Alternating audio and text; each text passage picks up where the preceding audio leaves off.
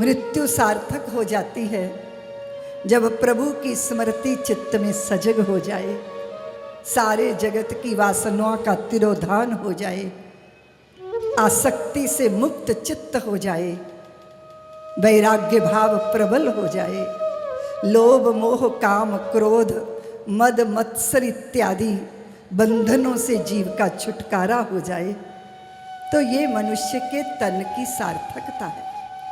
हम बंधने के लिए मनुष्य की काया में नहीं भेजे गए, मुक्त होने के लिए मनुष्य के शरीर में आए हैं। मनुष्य की ये जो योनि है, ये भोग योनि नहीं है, कर्म योनि है। और सबसे बड़ा कर्म सदकर्म क्या है?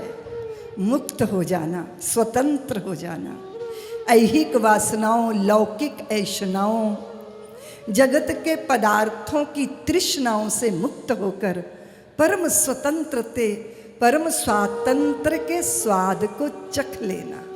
इसके लिए हमें ईश्वर ने करुणा पूर्वक मनुष्य बनाया, भारत की धरती पे जन्म दे दिया।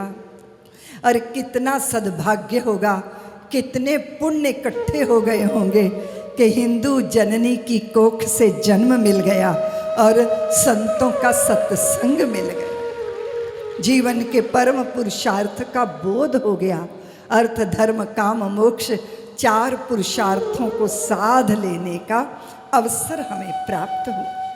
कभी कभी क्या होता है कि जब व्यक्ति को स्वयं सुधि ना हो, उसका व्यामोह बहुत प्रबल हो, उसका मोह बहुत उसे अंधा कर दे, उसकी वासनाएं उसकी चित्त चेतना को विलुप्त पराया कर दें, तब कोई संत की वाणी, कोई स्नेही जन की वाणी, कोई अपने श्रेष्ठ जागृत पुरुष की वाणी प्रेरणा दे देती है, प्रेरक बन जाती है।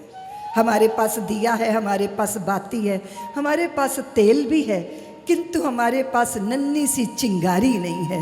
वो नन्ही सी चिंगारी किसी प्रज्वलित दीप से प्राप्त होती है। जला हुआ दीपक बुझे हुए दीपक को जला देने की सामर्थ्य रखता है। सत्संग की महिमा यही है।